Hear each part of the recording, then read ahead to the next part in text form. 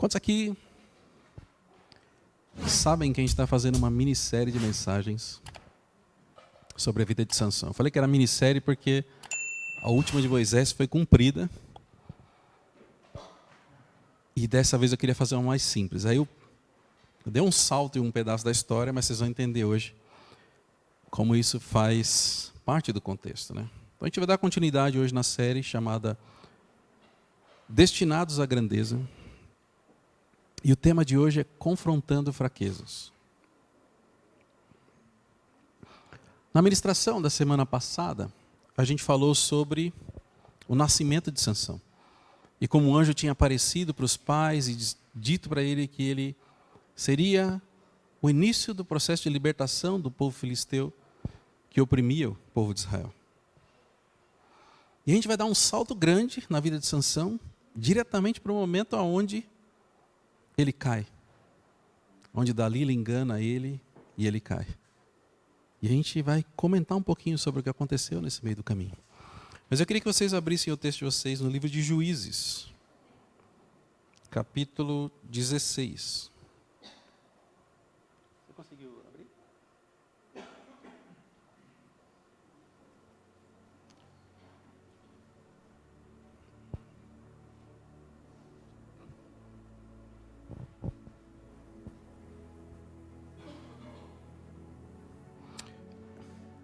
É difícil falar, todo mundo já achou, porque aparece no telão, né? Vocês acham rápido. Eu vou ler para vocês aqui, tá? Eu vou ler a partir do versículo 4, a gente vai ler do 4 ao 21. Depois dessas coisas, ele se apaixonou por uma mulher do vale de Soreque, chamada Dalila. Os líderes dos filisteus foram dizer a ela: veja se você consegue induzi-lo a mostrar-lhe o segredo da sua grande força e como podemos dominá-lo, para que o amarremos e o subjuguemos. Cada um de nós dará a você 13 quilos de prata. Disse, pois, Dalila a Sansão: conte-me, por favor, de onde vem a sua grande força e como você pode ser amarrado e subjugado. Respondeu-lhe Sansão: se alguém me amarrar com 7 tiras de couro ainda úmidas, ficarei tão fraco quanto qualquer outro homem. Então os líderes dos filisteus trouxeram a ela 7 tiras de couro ainda úmidas, e Dalila o amarrou com elas. Tendo homens escondidos no quarto, ela o chamou: Sansão, os filisteus o estão atacando. Mas ele arrebentou as tiras de couro como se fossem um fio de estopa que chega perto do fogo. Assim não se descobriu de onde vinha a sua força. Disse Dalila a Sansão: você me fez de boba, mentiu para mim. Agora conte-me, por favor, como você pode ser amarrado. Ele disse: se me amarrarem firmemente com cordas que nunca tenham sido usadas, ficarei tão fraco quanto qualquer outro homem. Dalila o amarrou com cordas novas. Depois, tendo homens escondidos no quarto, ela o chamou: Sansão, os filisteus estão atacando. Mas ele arrebentou as cordas de seus braços como se fossem uma linha. Disse Dalila a Sansão: até agora você me fez de boba e mentiu para mim. Diga-me como pode ser amarrado. E ele respondeu: se você tecer num pano as 7 tranças da minha cabeça e o prender com uma lançadeira, ficarei tão fraco quanto qualquer outro homem. Assim, quando ele dormia, Dalila teceu as 7 tranças na sua cabeça como num pano, e o prendeu com a lançadeira novamente. E novamente ela o chamou: Sansão, os filisteus estão vindo sobre você. Ele despertou do sono e arrancou a lançadeira e o tear junto com os fios do tear. Então ela lhe disse: como você pode dizer que me ama, se não confia em mim? Essa é a 3ª vez que você me fez de boba e não contou o segredo da sua grande força. Importunando o tempo todo, ela o esgotava dia após dia, ficando ele a ponto de morrer. Por isso ele lhe contou o segredo. Jamais se passou navalha em minha cabeça, disse ele, pois sou nazireu desde o ventre materno. Se fosse rapado o cabelo da minha cabeça, e a minha força se afastaria de mim, e eu ficaria tão fraco quanto qualquer outro homem. Quando Dalila viu que Sansão lhe tinha contado todo o segredo, enviou essa mensagem aos líderes dos filisteus: subam mais essa vez, pois ele me contou todo o segredo. Os líderes dos filisteus voltaram a ela levando a prata. Fazendo-o dormir no seu colo, ela chamou um homem para cortar as 7 tranças do cabelo dele. e assim começou a subjugá-lo. E a sua força o deixou. Então ela chamou: Sansão, os filisteus estão atacando. Ele acordou do sono e pensou: sairei como antes e me livrarei. Mas não sabia que o Senhor o tinha deixado. Os filisteus o prenderam, furaram os seus olhos e o levaram para Gaza. Prenderam-no com algemas de bronze e o puseram a girar um moinho na prisão. Esse texto representa o ápice da fragilidade de Sansão. A despeito do chamado que ele tinha, do anjo do Senhor ter aparecido, dos dons que Deus tinha colocado sobre a vida dele, dele ter sido escolhido por Deus para cumprir um propósito, de ter feito coisas grandes que nenhum outro homem conseguiu fazer. Sansão sucumbiu às suas fraquezas. Por possuir tamanha força, talvez ele não conseguisse imaginar que pudesse ser derrotado. Mas ele não foi simplesmente derrotado. Ele foi facilmente derrotado, ferido, humilhado. Aquele homem que andava pela terra fazendo coisas grandes era a prova viva de que Deus existia e de que cuidava do seu povo e que se importava com o seu povo. E quando ele cai, ele se torna uma vergonha para sua família, para sua nação, para o Deus que ele servia. E aquele homem que parecia imbatível se torna uma mensagem para o seu inimigo de que o Deus que ele servia não era tão forte assim, não era imbatível, não era todo poderoso. Mas a queda de Sansão vai muito além do que a história de Sansão diz, porque ela fala muito sobre nós mesmos. Muitas vezes não acontece com a gente quando alguém que a gente se inspira muito a ser melhor, algum cristão, alguém que é um exemplo para a gente, cai. E a gente se frustra porque aquela pessoa era a nossa referência do que é ser cristão. Ou quando um pai de família cai, e ele era uma referência do que era ser um pai de família, do que era um homem de Deus cuidando da sua família. Ou quando um grande líder espiritual cai, todas aquelas pessoas que aprenderam com ele, que caminharam com ele, que construíram coisas com ele, são impactadas com isso. Talvez vocês tenham acompanhado na internet sobre um grande líder que começaram a surgir denúncias sobre a sua igreja, sobre o que está acontecendo. Não quero aqui entrar em detalhe, mas acabou virando que surgiram mais pessoas e começaram a colocar mais problemas sobre os problemas, e aquilo foi crescendo. O problema que já era grande foi ficando cada vez maior. E problemas com esse não destrói somente a reputação de uma pessoa, de um líder, mas afasta as pessoas de Deus. Muda a percepção que aqueles que não conhecem a Deus têm sobre Deus, sobre os homens de Deus, sobre o que é ser um cristão de verdade.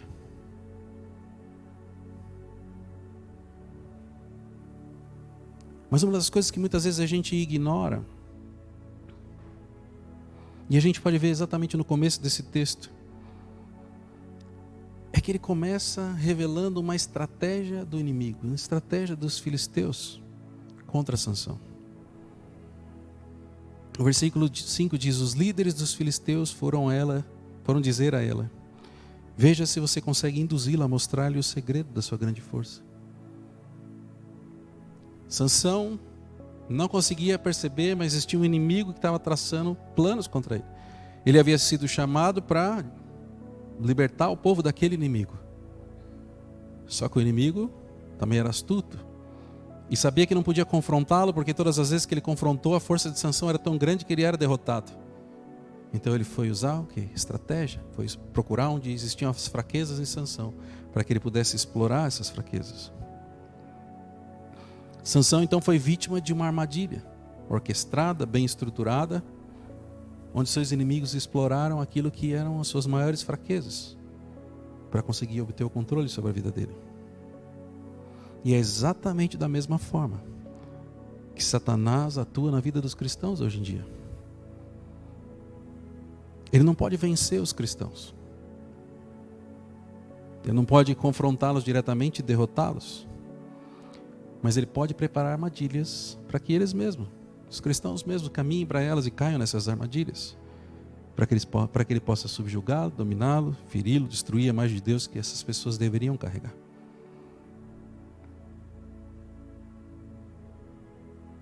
E todos nós temos fraquezas. Algumas a gente sabe, admite, expõe. Outras a gente não gosta de demonstrar. A gente esconde, muitas vezes a gente finge que elas não existem. Mas todos nós temos alguma fraqueza. E é sobre isso que a ministração de hoje vai falar. E eu separei 3 pontos para a gente aprofundar um pouquinho nisso e falar sobre essa questão das fraquezas de Sansão nessa etapa da vida dele. E o primeiro ponto fala sobre escolhas.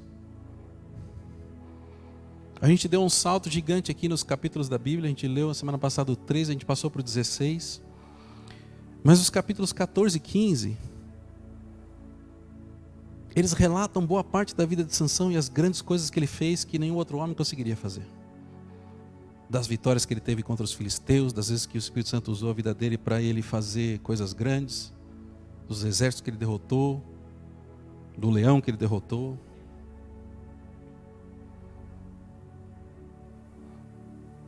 E é engraçado que a primeira coisa que a gente vê sobre a vida de um Sansão crescido, a primeira coisa que a Bíblia conta sobre ele, é que ele viu uma mulher filisteia e gostou dela e queria casar com ela.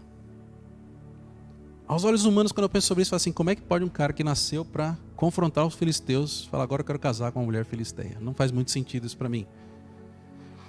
Mas a Bíblia também fala que Deus tinha um plano nisso. Mas quando ele vai conversar com seus pais sobre isso, seus pais dizem que não concordam com essa ideia. Mas não tem mulher aqui no nosso povo, por que você vai escolher justo uma filisteia? Pensa que naquele contexto os filisteus eram um inimigo que estava oprimindo, que estava talvez matando, roubando, prejudicando demais o povo. Para todo o povo de Israel eles eram inimigos. E Sansão decide casar com uma mulher filisteia. Isso para mim não tem nenhum tipo de lógica, a não ser que a gente esteja falando de uma pessoa que tem algum problema para interpretar a situação como um todo. Mas os seus pais não concordam com essa ideia. Eles gostariam que ele casasse com alguém que não fosse o inimigo. Qualquer um de nós aqui, obviamente, pensaria isso. E a Bíblia diz no versículo 4, seus pais não sabiam que isso tinha vindo do Senhor, que buscava ocasião contra os filisteus, pois naquela época eles dominavam Israel. Existem 2 formas de interpretar isso. Vocês podem interpretar o seguinte, olha, Deus já imaginava que Deus planejou isso. Deus planejou que Sansão precisava casar com uma mulher filisteia. E essa é uma das formas de pensar. Então assim, não tinha nada que Sansão pudesse fazer, ele ia ter que casar, porque era o plano, o propósito da vida dele. Só que eu creio que Deus não permite que a gente justifique os nossos erros descumprindo princípios. Aquilo que Sansão fez foi contra aquilo que os pais desejavam. E se você olha no contexto histórico, a Bíblia tem um mandamento que diz, honra o teu pai e a tua mãe. Quando você olha para o contexto bíblico, naquela época que eles viviam, a única coisa que um filho poderia fazer para honrar o pai e a mãe era casar com quem os pais tinham escolhido. Eles não tinham dinheiro, a gente fala, eu vou honrar meu pai e minha mãe, então eu vou ajudar eles a pagar umas contas, eu vou visitá-las, eu vou almoçar com eles, a gente pensa nessas coisas. Mas naquele contexto, os filhos não tinham nada, eles só recebiam herança quando o pai falecia. A única coisa que um filho podia fazer para honrar o pai e a mãe era casar com aquele que o pai tinha escolhido. E os pais planejavam, eles pensavam como é que ia ser a família, como é que ia manter o nome, e eles escolhiam a pessoa certa para casar. A atitude de Sansão era uma desonra para os seus pais, uma quebra de mandamento. Então eu não consigo imaginar que Deus tinha planejado assim, eu vou criar Sansão para ele quebrar um mandamento. Mas o que eu acredito é que Deus deu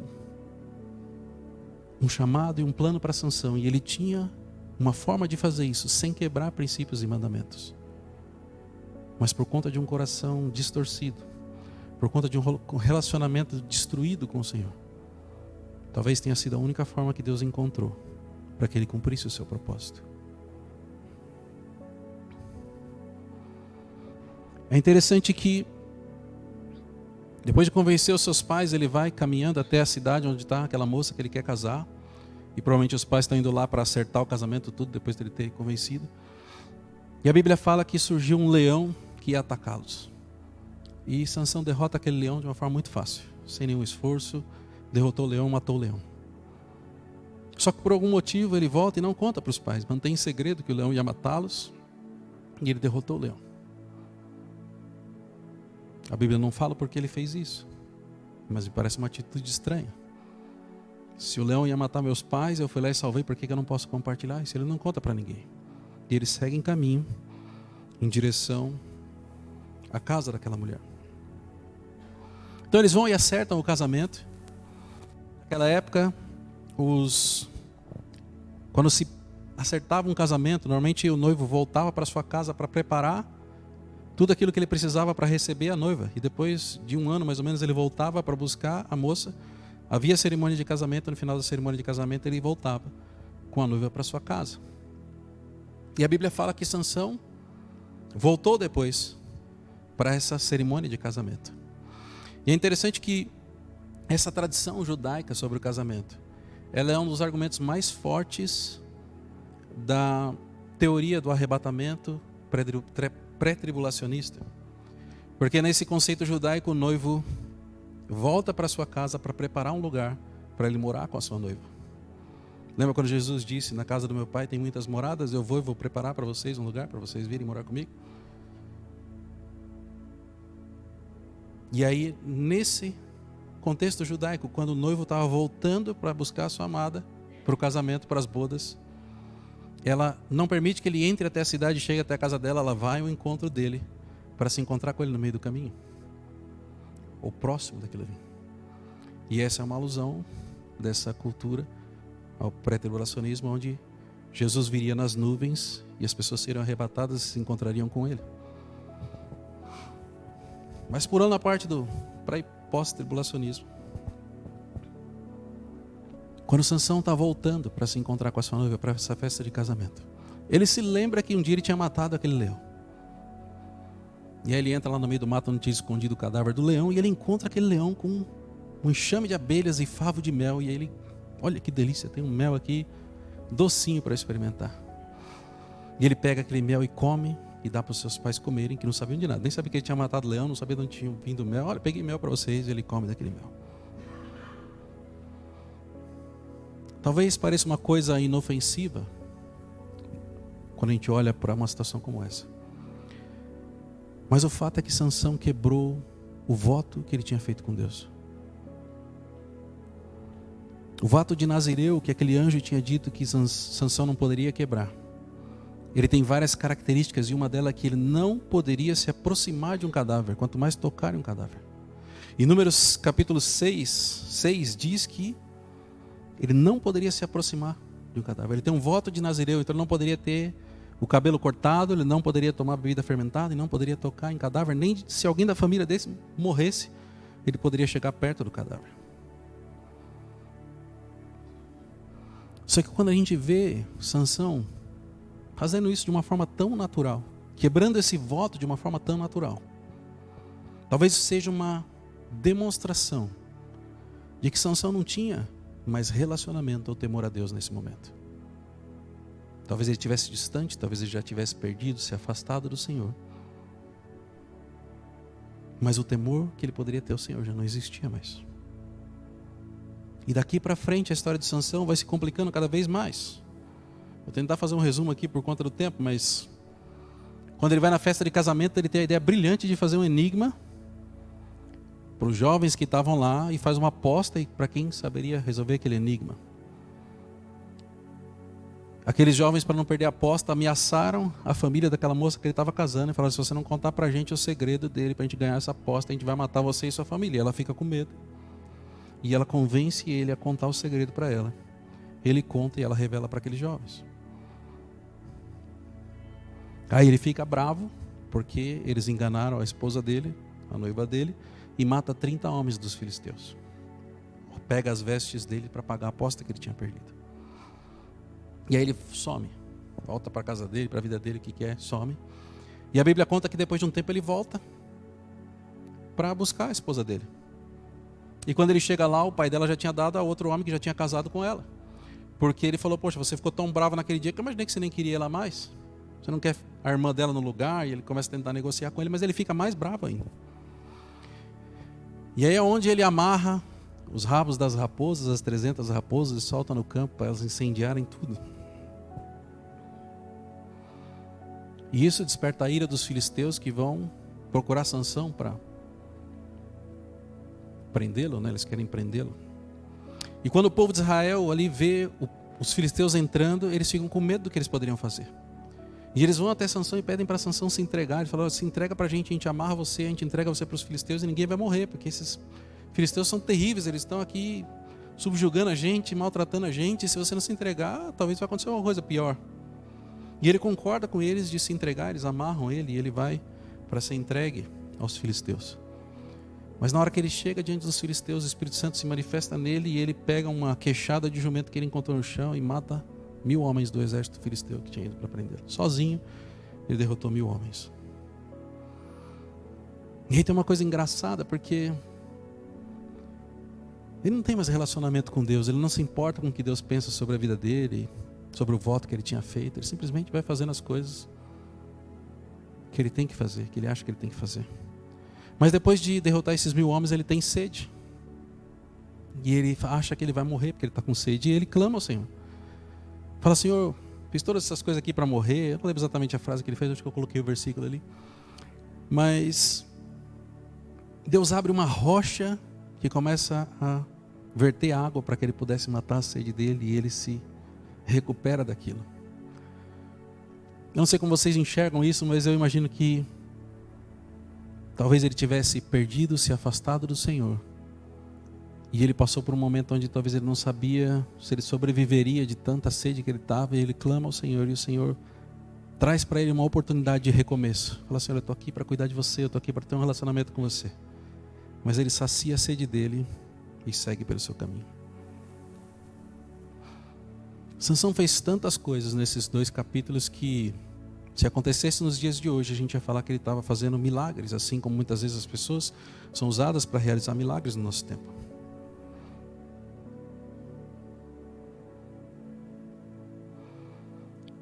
Só que o contraste dos milagres que ele realizava com um coração afastado, distante do Senhor,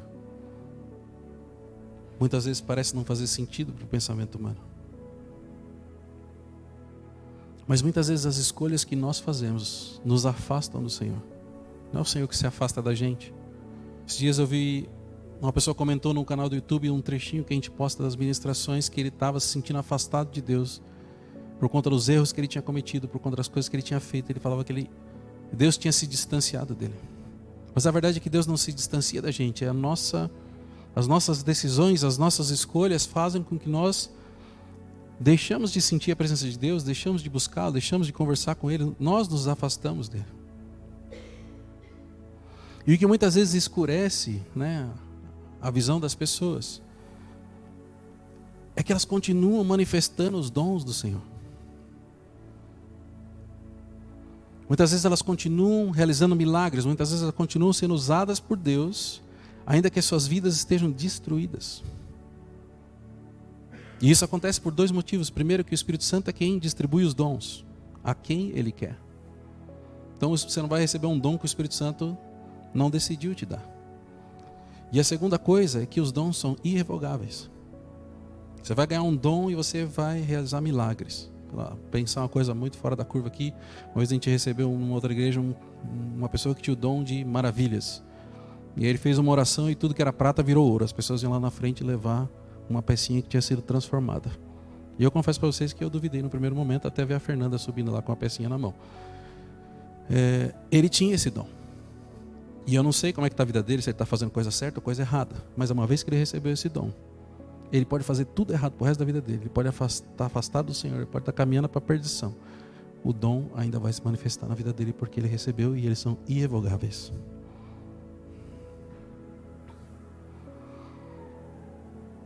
O que importa são as suas escolhas. Sansão era péssimo em fazer escolhas. Escolheu uma mulher filisteia, escolheu mentir para os pais, escolheu desobedecer os pais, escolheu inventar um enigma que ele não estava preparado para perder. Ele se colocava em situações que normalmente não eram boas. porque as escolhas deles não eram boas. Mas quando isso vem para a nossa vida e a nossa santidade, a nossa separação do mundo, as nossas escolhas têm que ser escolhas que vão agradar o Senhor. E não escolhas que vão frustrar o Senhor. E ainda que a gente esteja manifestando dons, que esteja fazendo milagres, que esteja vendo o Senhor agir sobre as nossas vidas, isso não é um sinal de que Ele está se agradando da nossa conduta e das escolhas que nós estamos fazendo. Por isso você precisa buscar no Senhor uma validação da sua vida sempre. Senhor, tem alguma coisa que eu tenho feito que te desagrada? Tem alguma coisa que eu preciso mudar, Senhor?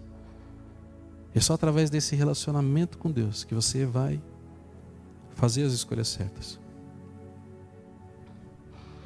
E o segundo ponto fala sobre confrontar as fraquezas, que é o tema da ministração.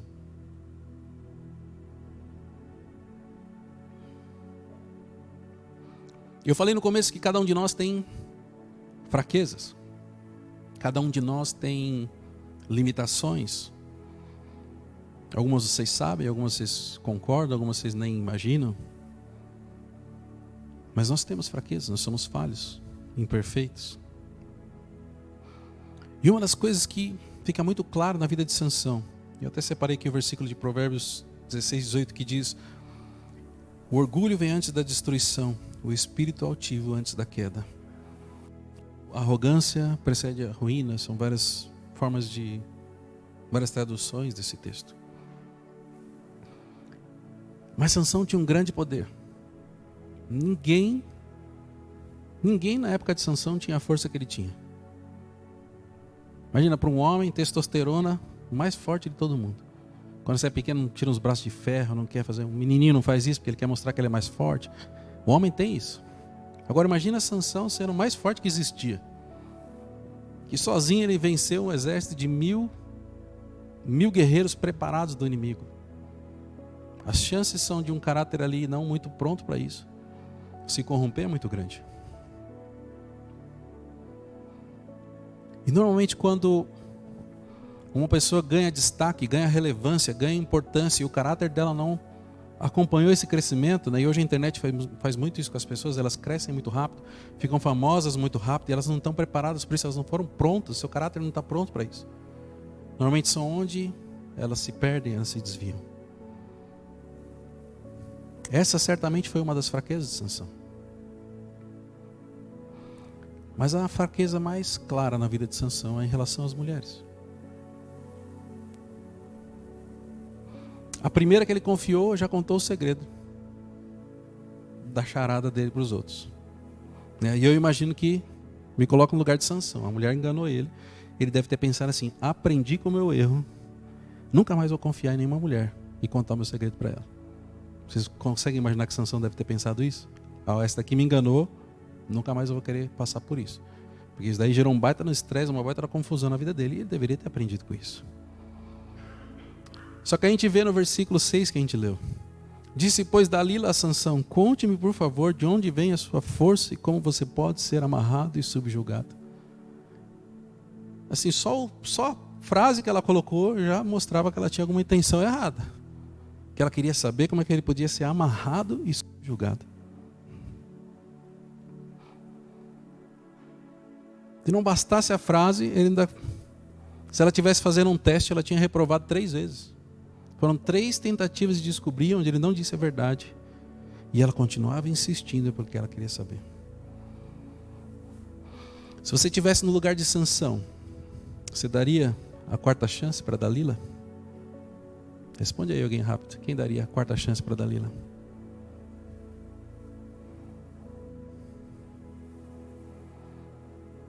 Mas sabe o que acontece?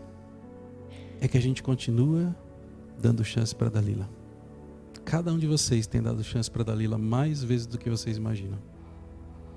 A Dalila não é uma mulher sedutora como era na vida de Sansão, porque aquela era a fraqueza de Sansão. Mas nós temos um inimigo chamado Satanás, que conhece a fraqueza de cada um de vocês.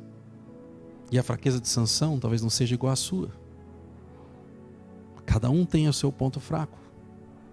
E Satanás está constantemente buscando explorar esse ponto fraco para poder te subjugar e te dominar.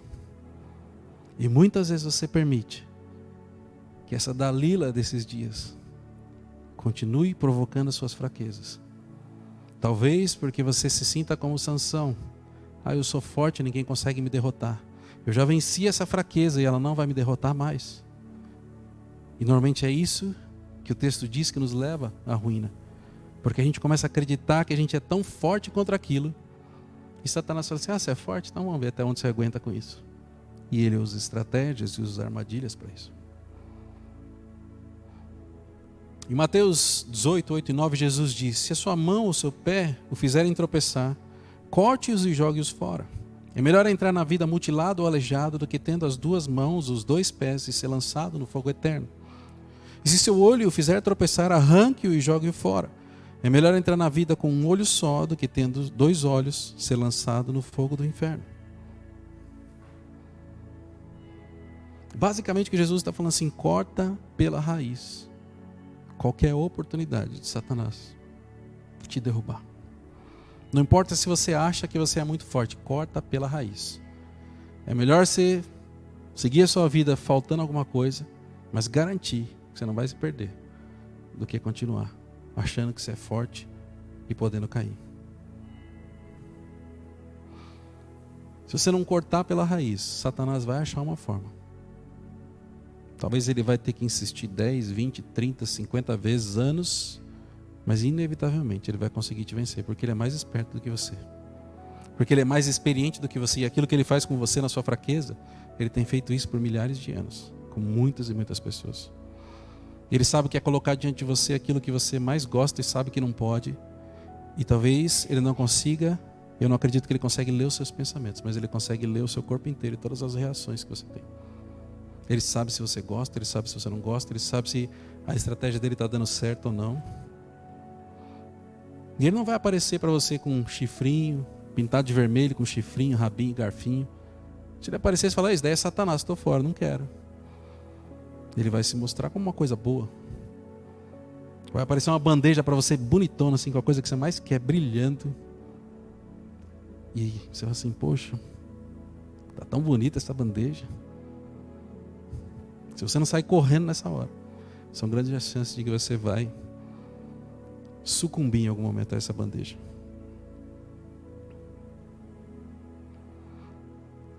E para mim essa bandeja que Satanás traz não é sobre as áreas onde você sabe que você é fraco, mas é nas áreas onde você acha que você é forte. Porque nas áreas que você é fraco, se ele te apresentar, você fala assim, opa, essa daqui eu vou cair, estou fora. Mas é onde você está confiante que ele vai te pegar. E eu entendo que essa bandeja que Satanás coloca, ele coloca aquilo que você mais quer, aquilo que você mais deseja e sabe que não pode. E essa bandeja é como se fosse, tem alguém que gosta de pescar aqui? Quando eu escrevi esse negócio eu lembrei da pescaria, você vai gostar disso aqui. Essa bandeja é como se Satanás estivesse jogando a isca lá, para um peixinho pegar. O anzol está lá, a bandeja tem a minhoquinha, que deve ser aquilo que o peixe mais gosta. Eu sei que tem vários peixes que comem coisas diferentes, mas para ilustrar, tem a minhoquinha que o peixe gosta, a minhoquinha está se mexendo, é a isca que precisa. E aí o peixinho vai lá e fala assim, tem uma minhoca aqui dando sopa, estou com fome, vou pegar ela, ninguém está vendo. Não é assim que o pecado acontece? Ninguém está vendo, vou. Só uma vezinha aqui, não vai acontecer nada. E aí o peixinho vai lá e come a minhoca que tem um anzol. E talvez a gente pense assim, quem não pesca muito, assim, não, o pescador vai pegar e vai puxar esse negócio, tirar o peixe da água na hora. Não, o que ele faz? Ele deixa o peixe embora. Finge que você nem mordeu esse negócio, está tudo bem. Segue sua vida aí que vai estar tudo certo. E ele vai cansando. Vai cansando o peixe, deixa o peixe levar a linha embora. Só que em determinado momento ele fala assim, agora chegou a hora. E aí ele vai deixar de dar aquela corda, ele vai começar a puxar aquele peixe, até que aquele peixe saia da água. O lugar onde Deus criou o peixe para viver é dentro da água. E na hora que o pescador tira o peixe para fora da água, ele vai morrer. Ele começa a morrer assim que ele sai da água. E quanto mais tempo ficar, mais próximo da morte ele está. Assim acontece com as nossas vidas quando a gente morde essa isca, que a gente abraça essa bandeja. Satanás tira a gente do lugar onde a gente tem vida, que é na presença do Senhor. E a gente começa a morrer por estar distante dele.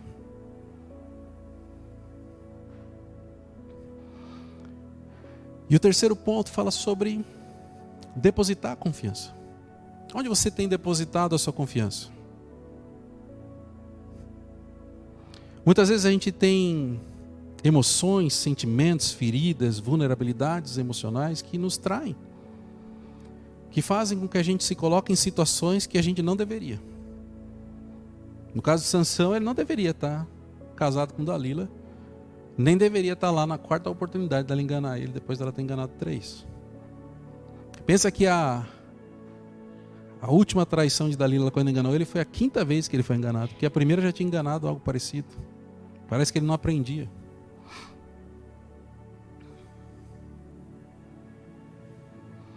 Mas é interessante como ele foi manipulado pela forma como ela usou as palavras, pela forma como ela disse. A Bíblia diz então, ela lhe disse: como você pode dizer que me ama se não confia em mim? Ele com certeza amava ela tinha atributos, ele era atraído por ela, ele gostava dela. Mas ela diz: como que você diz que me ama se você não confia em mim? Talvez ela estivesse apelando para a honra dele. Poxa, você é um mentiroso, cara. Você está dizendo que você me ama, mas você não está confiando em mim? Que negócio é esse? Ela começou a usar outras estratégias para mudar. E ela fala: essa é a 3ª vez que você me fez de boba e não contou o segredo da sua grande força. Talvez ela estivesse apelando ali por uma situação onde ele estaria usando ela, manipulando ela, mas quem estava manipulando era ela. E aí a Bíblia diz, nos 16, 17, importunando o tempo todo, ela o esgotava dia após dia, ficando ele a ponto de morrer. Por isso, ele lhe contou o segredo. Isso é uma característica que Satanás faz com a vida das pessoas. Ele não desiste, ele não para. Ele já sabe que ele perdeu a batalha. Ele já sabe que ele não pode ganhar de você numa luta, porque Jesus morreu na cruz por você. Mas ele não desiste, ele fica insistindo até que ele consiga que você caia. E não é ele que faz você cair, é você que cai. Ele fica insistindo, ele não desiste. E talvez você possa olhar para a sua vida e você vai perceber que se você caiu em algum momento foi porque você estava cansado, estava com fome, estava passando algum tipo de necessidade, alguma coisa não estava normal. E são esses momentos que ele aproveita. E aqui ela criou esse momento através da insistência, através da persuasão, através da manipulação. Mas a Bíblia fala que ele chegou a ponto de morrer, de tanto que ela insistia. Se ele tivesse feito as escolhas certas, que a gente já sabe que ele não sabia fazer, ele já tinha pulado fora desse lugar, no primeiro engano. Mas ele ainda estava lá. E aí é como se a mente dele fosse sendo entorpecida, como se ele estivesse sendo cansado, ele já não conseguia mais raciocinar direito. E aí ele virou uma presa fácil, para falar a verdade para ela. E é isso que Satanás faz com a vida do cristão. Ele cansa as pessoas. A pessoa vai: poxa, está tanto problema na minha vida que eu precisava só de um refrigério agora. E aí a pessoa cai. Poxa, essa pessoa está insistindo tanto que talvez seja isso que Deus tem para mim. E a pessoa cai. Ela tinha o seu plano. Ela ia receber 13 moedas de prata de cada um. Não sei dizer quanto isso valia hoje, mas provavelmente é bastante dinheiro. O objetivo dela era fazer dinheiro em cima de Sansão. Ela não se importava com ele, não, amava ele.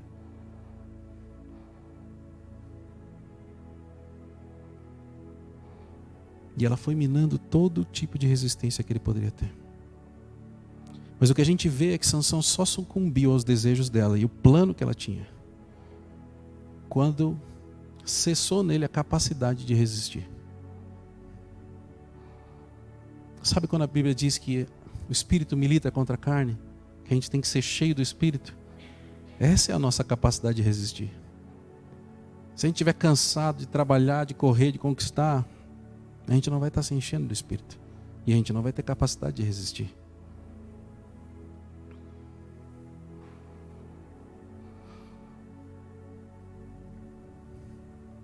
O interessante é que Sansão confiava tanto nele, que talvez ele falou assim: eu vou contar essa história para ela e nem vai acontecer nada comigo. Mas o relacionamento com Deus dele era inexistente. Ao invés de entender que ele era fraco, que ele precisava fugir daquela situação, ele continuou confiando que ele era capaz de vencer toda a situação. E continuou brincando com a sua capacidade de se manter firme. 1 Coríntios 13:12 diz: aquele que julga estar firme, cuide que não caia. Ou aquele que está de pé, cuidado que não caia. São outras versões.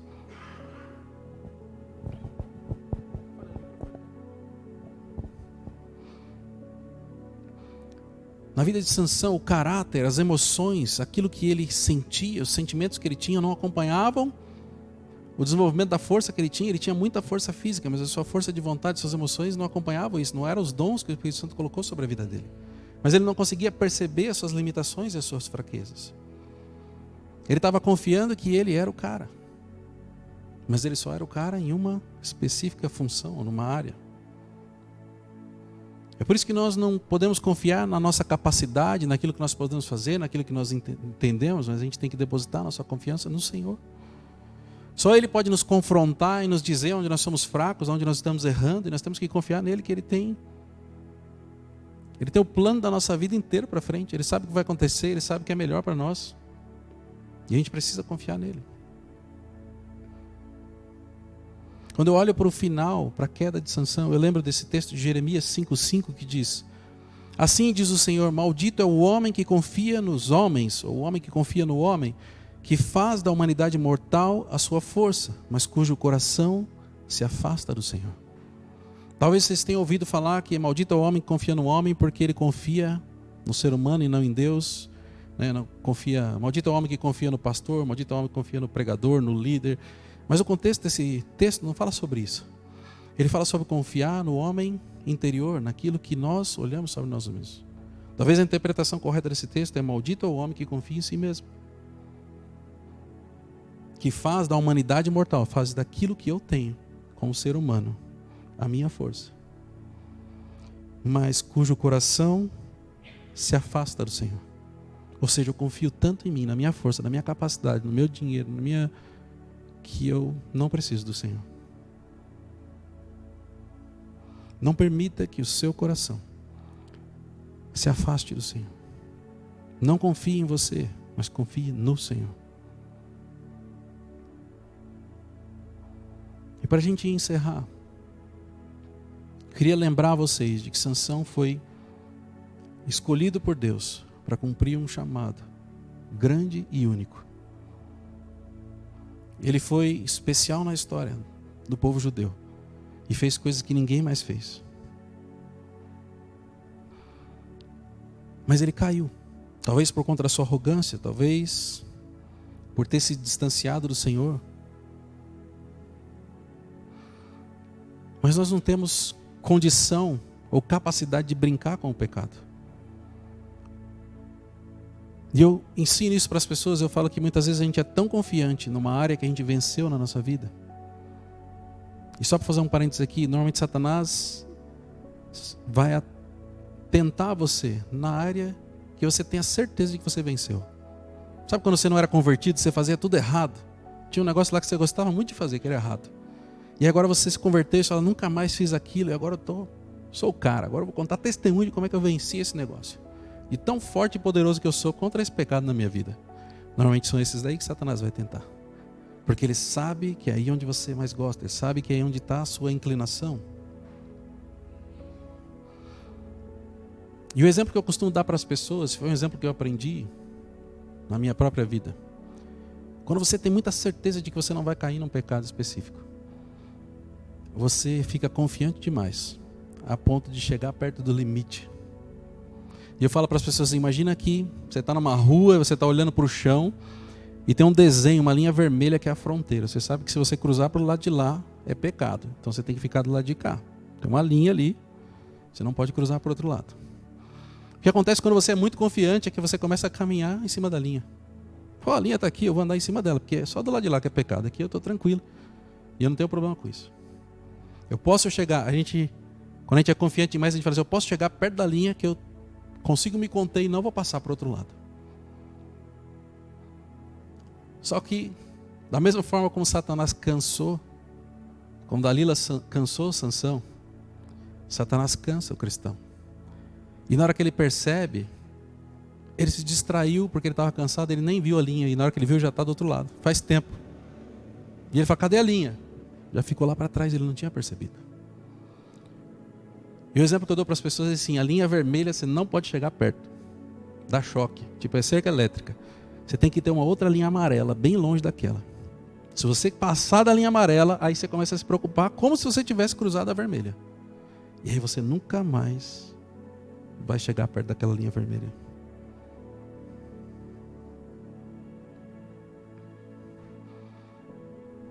Tiago 4,7 diz, portanto, submetam-se a Deus, resistam ao diabo, e ele fugirá de vocês. Se Dalila ali era representante do diabo, Sansão não estava resistindo nada. Mas esse texto fala, ele é composto de duas partes. O primeiro é que nós temos que nos submeter ao Senhor. Se a gente não submeter ao Senhor, o diabo não vai fugir da gente não. Pode resistir que vocês vão apanhar dele fácil. Mas a gente tem que se submeter ao Senhor. A gente tem que estar pronto, a gente tem que estar preparado, a gente tem que estar em santidade, a gente tem que estar em obediência. E aí sim a gente vai poder resistir ao diabo, ele vai fugir. A Bíblia não diz que a gente vai vencer o diabo, que a gente vai derrotar, porque é Jesus que tem a capacidade e o poder para derrotar Satanás. Nós não. A gente precisa resistir a ele. E quando a gente resiste, ele foge. Se a gente estiver submisso ao Senhor, à sua vontade, à sua palavra. Vocês lembram quando eu orei no começo hoje para que fosse um tempo de renovação de aliança? Eu senti que eu tinha que orar por vocês hoje para que a aliança de vocês fosse renovada. Todos nós pecamos em algum momento da vida. Alguns entendem que foram perdoados e seguiram sua vida. Outros entendem que não foram perdoados ou que estão colhendo consequências disso. Mas eu senti que o Senhor queria que eu orasse para que vocês entendessem que aquilo que Jesus fez na cruz é mais do que suficiente para que vocês sejam restaurados. E com a restauração da aliança, vocês precisam sair daqui não mais debaixo do jugo do pecado, não mais debaixo de acusação, mas debaixo de uma certeza de que se vocês submeterem ao Senhor, o inimigo vai fugir de vocês. E tudo aquilo que foi roubado, toda a humilhação que vocês passaram, vão ser a base pela qual o Senhor vai construir coisas novas na vida de vocês. Amém? Queria que vocês ficassem de pé para a gente orar.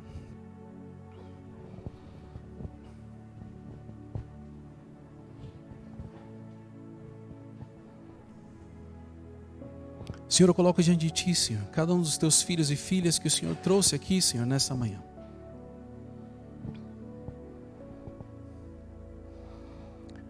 Senhor, assim como Sansão, todos nós temos as nossas fraquezas, as nossas limitações, Senhor. E é muito provável, Senhor, que cada um aqui, em algum momento da sua vida, seja agora ou em algum momento no passado, tenha permitido, Senhor, que Satanás tenha avançado nas suas estratégias, que tenha cansado, que tenha derrubado, Senhor. Talvez existam pessoas aqui, Senhor, que estão caídas, precisando se levantar. Talvez tenham pessoas aqui que caíram há muito tempo, Senhor, e não conseguiram se levantar até esse momento, Senhor. Eu não sei, Senhor, qual foi o propósito que o Senhor teve com essa mensagem. Eu não conheço, Senhor, o detalhe da vida dos Teus filhos, Senhor. Muitas vezes, Senhor, o pecado é algo que fica escondido, Senhor. São coisas que Satanás guarda, Senhor, para aprisionar, Senhor. Para prender os Teus filhos e filhas. Para impedir, Senhor, que eles experimentem tudo aquilo que o Senhor tem para as suas vidas, Senhor. Mas, Senhor, nós celebramos a ceia nessa manhã, Senhor. Um momento de renovação, de restauração, Senhor. E é um tempo, Senhor, de recomeço, Senhor, para todos aqueles que talvez estejam vivendo aquém das expectativas que o Senhor tem sobre as suas vidas, Senhor. Talvez alguns estejam confortáveis, acomodados. Talvez alguns, Senhor, estejam tristes, feridos e magoados, Senhor. E eu oro, Senhor, para que nesse momento o Teu Espírito Santo possa tocar, Senhor, na vida de cada um deles, Senhor. Para que eles sejam curados, para que eles sejam restaurados, para que eles possam sentir, Senhor, o Teu toque físico nos seus corpos, Senhor, para que eles possam se sentir amados, abraçados, Senhor, a despeito do que eles fizeram, Senhor, a despeito daquilo que eles têm guardado como acusações nas suas mentes, Senhor. Que o Senhor possa falar, Senhor, aos seus corações agora, Senhor. O Senhor morreu por cada um desses pecados, por cada um desses erros, Senhor. E a Tua morte, o Teu sangue derramado foi mais do que o suficiente para que haja restauração. Eu declaro caindo por terra agora, Senhor, toda acusação do inimigo contra essas vidas, Senhor. Eu declaro caindo por terra agora, Senhor, toda armadilha, Senhor, e todo o intento de Satanás de tentar enfraquecer os seus filhos para que eles venham a pecar, para que eles venham a cair, Senhor. Eu oro, Senhor, para que o seu Espírito Santo traga, Senhor, um renovo para cada uma dessas vidas, Senhor. Que eles possam se sentir cheios, Senhor, de autoridade, de ousadia, de intrepidez, Senhor. Que aquilo que foram erros do passado não venham, Senhor, a impedi-los de manifestar, Senhor, os dons que o Senhor colocou na vida de cada um, Senhor. Que eles possam, Senhor, consertar sim aquilo que está errado, que eles possam confessar, Senhor, os pecados que não foram confessados, que eles possam, Senhor, encontrar em Ti, Senhor, a cura, o perdão e a restauração, Senhor. Existem pessoas aqui, Senhor, que talvez tenham chamados tão grandes quanto de Sansão. Talvez não com a força física, mas talvez com dons específicos que só eles têm, Senhor. Porque o Senhor os criou e derramou esses dons para que eles cumpram um propósito. Mas eles estavam até hoje presos e amarrados, Senhor. E eu oro, Senhor, para que todas as cadeias sejam libertas, Senhor. Que aquilo, Senhor, que tem prendido os teus filhos, Senhor, com a ajuda do teu Espírito Santo, Senhor, se rompam como aquelas cordas que Sansão rompia, Senhor. Não é pela nossa força, não é pela nossa capacidade, mas é pelo poder do teu Espírito Santo, Senhor. Eu declaro quebradas, Senhor, todas as cadeias, todas as amarras, Senhor. E eu declaro, Senhor, que os teus filhos e filhas possam experimentar, Senhor, a liberdade que é caminhar com o teu Espírito Santo. Que eles possam renovar, Senhor, um relacionamento contigo, que eles possam, Senhor, buscar em Ti, Senhor, aquilo que precisa ser corrigido, aquilo que precisa ser modificado, aquilo que precisa ser obedecido, Senhor. Não permita, Senhor, que os teus filhos e filhas caminhem como Sansão, com dons, mas longe de Ti, Senhor. Que teu Espírito Santo possa ser o guia, que vai demonstrar, que vai revelar as astúcias do inimigo, as ciladas, as armadilhas, os erros, para que haja conserto, Senhor. E eu oro, Senhor, para que o Senhor trabalhe no coração dos teus filhos nesse momento, dos teus filhos e filhas, Senhor. Se há algo nos seus corações que tenha impedido eles, Senhor, de Te ouvir e Te obedecer, Senhor. Talvez se importando com as outras pessoas, talvez se importando com o que os outros pensam sobre eles. Talvez, Senhor, se importando sobre o que vai acontecer se eles derem um passo de fé e tomarem uma atitude, Senhor. Eu oro agora, Senhor, para que o Senhor limpe, Senhor, todos os pensamentos, limpe, Senhor, os corações, Senhor. Que eles possam olhar simplesmente para Ti, Senhor. Porque é o Senhor que nós queremos agradar. Muitas vezes as pessoas não vão entender o que o Senhor está fazendo nas nossas vidas, mas é o Senhor que importa. Foi o Senhor que morreu por nós, foi o Senhor que fez uma aliança conosco, e é o Senhor que nós queremos honrar, é o Senhor que nós queremos engrandecer, Senhor. E nós oramos, Senhor, para que o Senhor venha nos usar, Senhor, para que o Teu testemunho nas nossas vidas alcance pessoas que não Te conhecem, para que elas saibam que existe um Deus que derrama dons, que usa as pessoas, que ama os seus filhos e filhas e que elas precisam disso. Senhor, em nome de Jesus, eu oro, Senhor, para que a Tua restauração seja completa nos Teus filhos e filhas. Que eles não possam enxergar mais os erros, que eles não possam mais enxergar, Senhor, as quedas, mas que eles possam enxergar simplesmente o direcionamento que o Senhor deu. E que eles possam experimentar coisas novas, maiores e melhores do que eles experimentaram no passado, Senhor. Levanta, Senhor, os Teus filhos e filhas, aquele que o Senhor escolheu, Senhor, para cumprirem, Senhor, o Seu chamado e as obras que o Senhor preparou para cada um deles, Pai. Eu Te agradeço, Senhor, em nome de Jesus, Senhor, porque eu sei que esse dia, Senhor, vai ficar marcado na vida de muitas pessoas, Senhor. Talvez pessoas que vão assistir essa ministração pela internet vão ser marcadas por aquilo que foi ministrado nessa manhã. E o Senhor vai restaurar vidas e vai curar pessoas e vai direcioná-las, Senhor, para fazer coisas que só elas podem fazer, Senhor. E eu Te agradeço, Senhor, por ter sido o Teu instrumento nesse dia, Senhor. Porque eu sei que muitos testemunhos virão, Senhor, na vida de cada um dos Teus filhos, Pai. Muito obrigado, Senhor, em nome de Jesus, Senhor. Amém.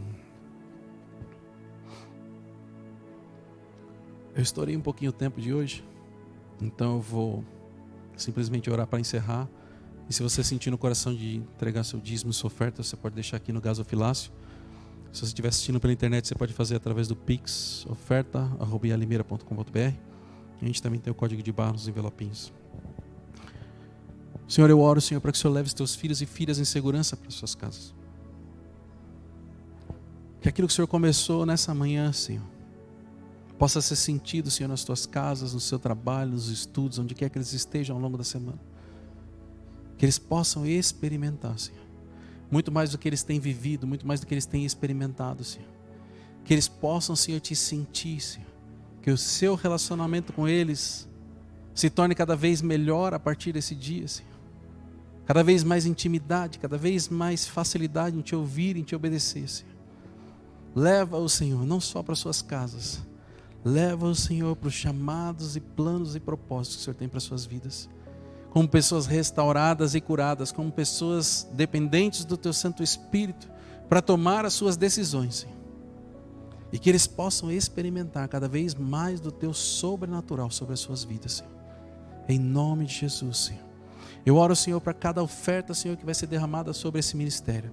Que o Senhor venha multiplicar cada vez mais, Senhor. Que eles possam experimentar do Seu sobrenatural, na área financeira, na área material, e em tudo aquilo que eles precisam, Senhor. Em nome de Jesus, Senhor. Que Deus abençoe, que vocês tenham uma semana tremendamente abençoada na presença dEle. Em nome de Jesus. Amém. Boa semana.